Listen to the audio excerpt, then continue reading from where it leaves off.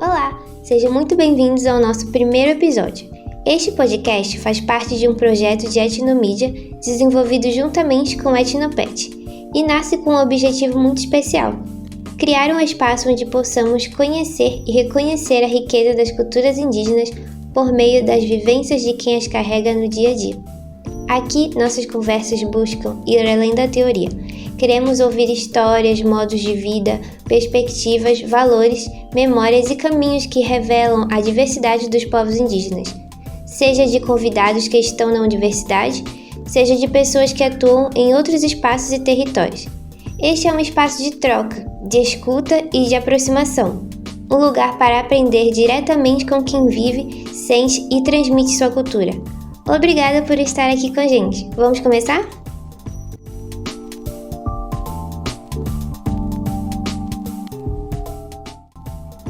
Para começarmos o nosso primeiro episódio, recebemos Almir Miguel da Silva, educador do povo tucano da comunidade de Taracuá. Ele atua há muitos anos na educação indígena e hoje é gestor da Escola Sagrado Coração de Jesus. Sua experiência e seu compromisso com a formação dentro do território tornam essa conversa uma oportunidade valiosa para conhecermos mais sobre educação, cultura e vivência indígena. É um prazer tê-lo aqui conosco.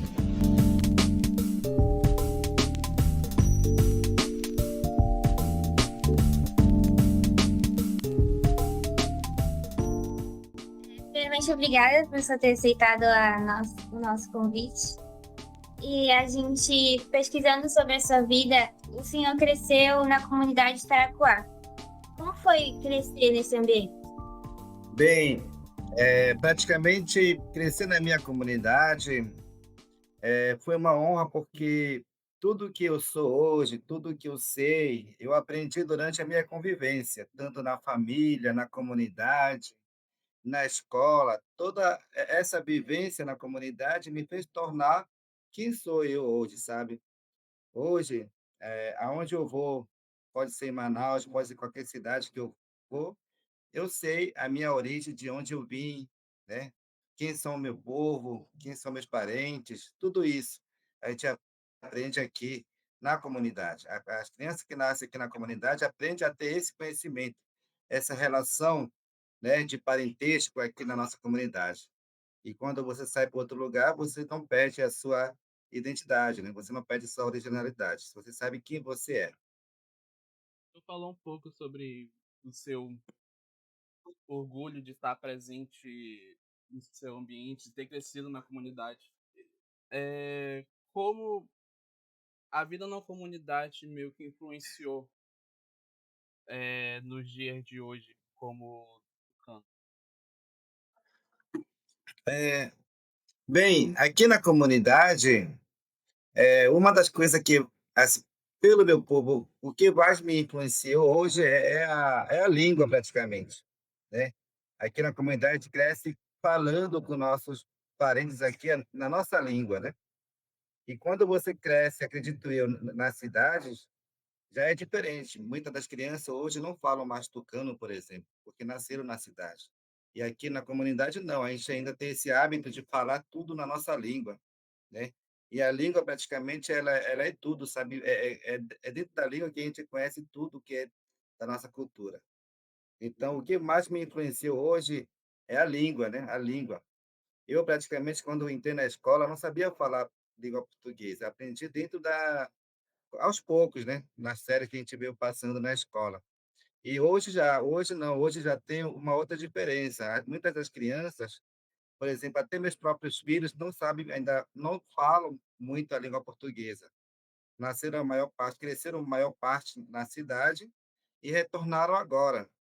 Apesar de entenderem tudo na língua indígena, tucano, eles ainda não falam muito na língua tucano, sabe. Então, a gente vê muita presença disso. A língua tucana é muito forte aqui na nossa comunidade, na nossa região, né. É isso, porque outras coisas já, em geral, elas são, assim, comuns. O que o povo tucano sabe, o povo dessano sabe, o povo cótira sabe, o povo piratapuia sabe. Os conhecimentos vieram unicamente só num, né, só no princípio. Mas o que nos diferencia principalmente é a língua, tá? É a língua que nos diferencia de outros povos praticamente, tá. Certo. É isso que nós mantemos firme até hoje ainda, a língua tucana é muito forte aqui, porque as outras etnias perderam um pouco disso, né. Qual seria o aspecto do modo de viver que ainda está muito presente no seu cotidiano, assim? Seria essa parte da linguagem?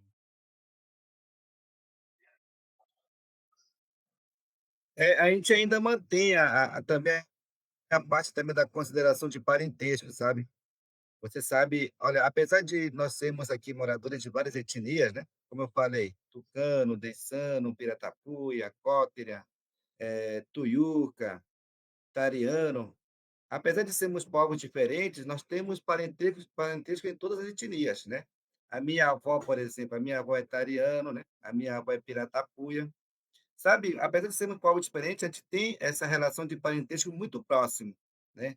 Meus tios, minhas tias, meus avós, tudo, né. A gente é muito eu acho que ainda é muito forte a nossa relação de parentesco, por um lado, né. E o senhor trabalha com educação desde 2009. Deu para entender? Surgiu essa vontade de atuar nessa área? Bem, pela educação, eu nunca pensei que ia ser professor, né. O que eu queria ser praticamente era ser advogado, né, quando era novo. Aí eu me acidentei em 2008 e a vida me proporcionou para outro caminho. Fui fazer vários cursos aí, né, fiz PSS e, sem querer, acabei entrando no mundo do magistério, né. Comecei a lecionar, mesmo sem ser uma licenciatura.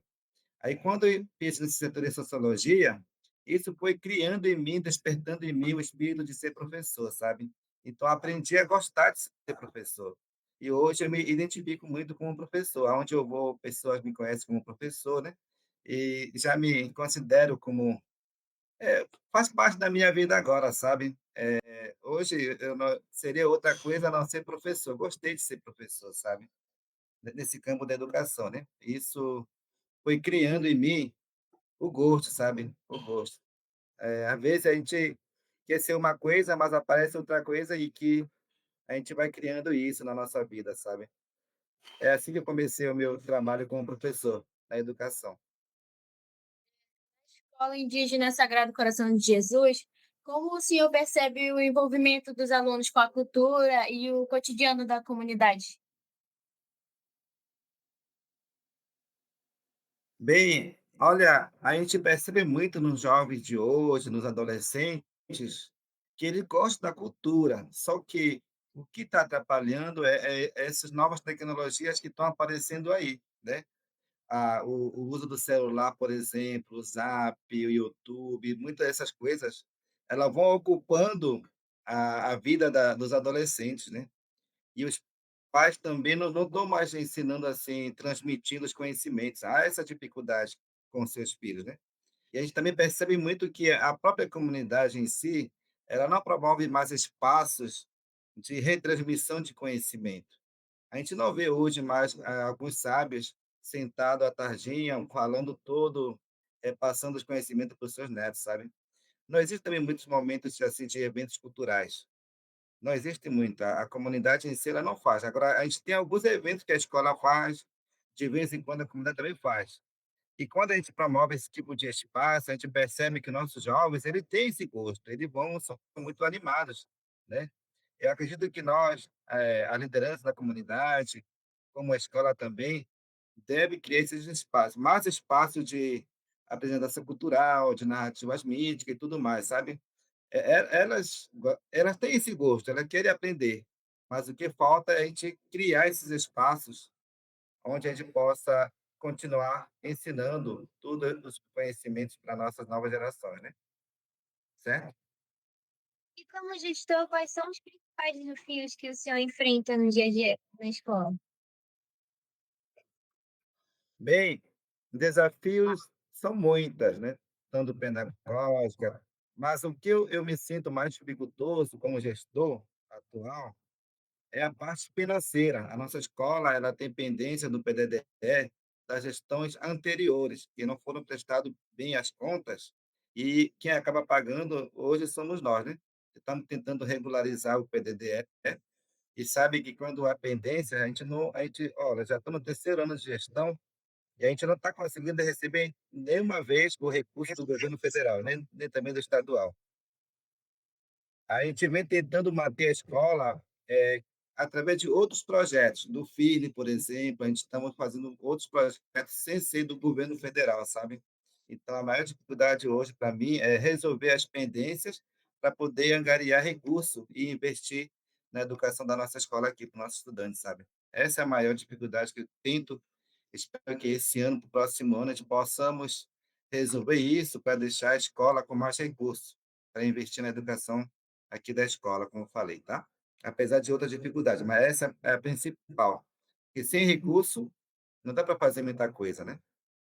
Verdade. Bom, e houve alguma situação no seu trabalho que acabou marcando na sua trajetória em si? Bem, uma vez eu estava meio desanimado com o trabalho, sabe? Como gestor mesmo. Às vezes você tem tanta dificuldade que tenta, às vezes, dizer assim: puxa, por que que eu fui ser isso, né? Eu acho que eu vou desistir, bora desistir, não dá mais, não consigo. Aí eu lembro de uma palavra de um colega meu que falou assim, né: "Quem disse para você que isso ia ser fácil, né? Nada é fácil praticamente". Então quando você desiste, a gente perde junto com isso, né. Agora, o que marcou na minha história, assim, eu não tenho tanto assim a dificuldade, mas eu acho que na minha história mesmo particular, o que me influenciou a pensar que eu sozinho não posso fazer nada. É quando me acidentei, né, quando me acidentei, eu perdi praticamente a minha mão esquerda, me senti muito inútil, né, só que eu aprendi com isso que a gente precisa sempre da ajuda de outras pessoas, né, mesmo você sendo inteligente, mesmo você sendo, a pessoa mais perfeita, não sei, mas nenhum ser humano consegue fazer as coisas sozinho, sempre nós precisamos trabalhar em conjunto, em parceria com outras pessoas, sabe. Então quando eu perdi a minha mão, eu aprendi isso, né, e hoje eu tenho na minha mente isso, que eu eu sou muito, assim, aprendi a fazer as coisas dependendo de outras pessoas, trabalhando em parceria. É isso que eu tenho manter hoje, né, com as pessoas, né, ter uma boa relação para que possamos fazer um bom trabalho aqui na escola, também na comunidade. O que significa para você viver no Rio Uaupés e permanecer em Taracoa até hoje? Bem, às vezes a minha esposa ela pergunta isso, né: "Por que que você gosta muito dessa comunidade?", né. Você quer ficar aqui para a vida toda? Bem, aí eu respondo: "Olha, não sei, mas eu gosto daqui, eu nasci aqui, me criei aqui, tudo aqui no Baixo Gualpés, as comunidades, a gente conhece as pessoas, né, são nossos tios, são nossas tias, a gente conhece, eu me sinto bem aqui". Aí, como eu tenho agora 4 filhos, por exemplo, eu quero que eles cresçam aqui, nessa comunidade, aprender a conviver com os seus parentes, né, que é conhecer sua língua, sua cultura. Eu sei que mais cedo ou mais tarde eles vão sair da comunidade para poder fazer outras graduações, se for o caso, né. Mas crescer na comunidade, como já disse anteriormente, você aprende a ser quem você é, sabe. Eu sei que um dia todo mundo vai ter que sair, até mesmo quem sabe também eu saia da comunidade, mas você vai ficar na tua mente, sabe quem você é, onde você nasceu. Isso é muito importante para nós hoje, né, saber de onde você veio. A tua educação vai estar fincada nisso. É isso que eu penso, sabe, morar aqui no Valpés, conhecer nossos parentes, não tem outro lugar que eu preferiria ficar, né. Se for para sair, quem sabe sairia muito rápido e voltava de novo, né. Não gosto de ficar muito longe dessa região, sabe. É isso. Sabemos que recentemente o senhor fez a defesa do seu mestrado. E aí a gente queria saber, na sua opinião, qual é a importância de pesquisadores indígenas produzirem conhecimento sobre as suas próprias comunidades? Bem, a gente vem falando isso a nossos jovens, que há muitos anos atrás, toda coisa que você quer fazer pesquisa acadêmica já tem um anterior. Alguém já pesquisou isso. E para nós, quem pesquisou sobre nós foram antropólogos, foram pessoas, né, até mesmo estrangeiros passaram aqui, sabe. E hoje a gente fala o seguinte: "Olha, é hora de nós mesmos fazermos esse tipo de trabalho", sabe, falar de nós mesmos, quem somos nós, né, divulgar, né, falar para o mundo a partir da nossa própria, sabe, da nossa própria pessoa mesmo, dos próprios estudantes acadêmicos da região fazer essa história, né. Tivemos já muitas pessoas que falaram por nós, e a nossa vantagem para isso é que, para começar, a gente domina a nossa língua, né. Os brancos, praticamente, quando você quer, conhecer o outro povo, tem que dominar a língua primeiro, tem que entender a língua. Se você não entender a língua, já é uma dificuldade muito grande. E nós temos essa vantagem de falar na nossa língua, entender na nossa língua. Outra forma é que a gente já convive aqui. O pesquisador de fora, ele sente muita dificuldade. Aqui é a comida, sei lá, os insetos, muita coisa aqui, a gente percebe que os brancos não aguentam praticamente, né. A nossa região parece linda, mas se você não souber cuidar, se torna perigoso. Então, para nós não, para nós já é normal a gente viver aqui, nós temos tios, tias, que podem muito bem falar sobre o assunto de uma forma muito mais amigável, né, porque você é neto deles, porque você é sobrinho dele, porque você é filho deles, né. Então, é isso, a nossa vantagem é isso, né, de nós mesmos falar sobre isso, só que como os sábios falam, tem muita coisa que a gente pode falar, mas também tem muita coisa que também é nosso código, né, a gente só pode falar praticamente para o nosso filho, para nossa filha, apesar de falar, no mundo acadêmico, mas tem muita coisa que é restrita mesmo, né, que é só do nosso povo praticamente, né, e vai permanecer assim, acredito, né. Tá, então é isso. A gente faz a nossa pesquisa, sabe, nós temos essa vantagem, né, de falarmos. E acredito que isso vai se expandir mais ainda, né. A gente estamos ensinando hoje para os nossos filhos aqui na escola, porque eles são futuros pesquisadores, sabe. Eles vão dar continuidade nesse trajeto acadêmico, né, na divulgação dos nossos conhecimentos. Poderia falar um pouco sobre a sua dissertação? Bem, a minha dissertação é sobre a dança de Capivaiá na comunidade Taracuá, que é aqui, né.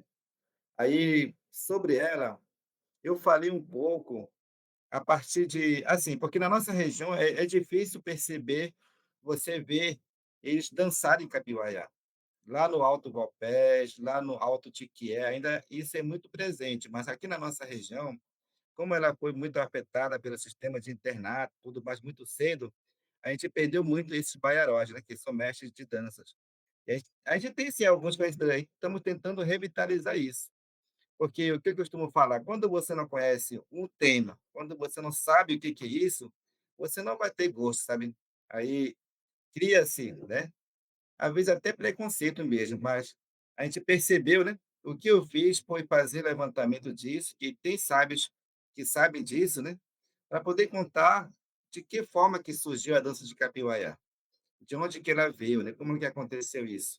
E também falar um pouco também da própria dança de Capivaiá, porque por trás dela tem muitos conhecimentos, sabe, tem muitos hábitos, né, que aí acontecia dentro da cerimônia da dança de Capivaiá. Então é isso que relatei um pouco na minha dissertação, também falando também das origens das danças, né, e como que está a situação atual.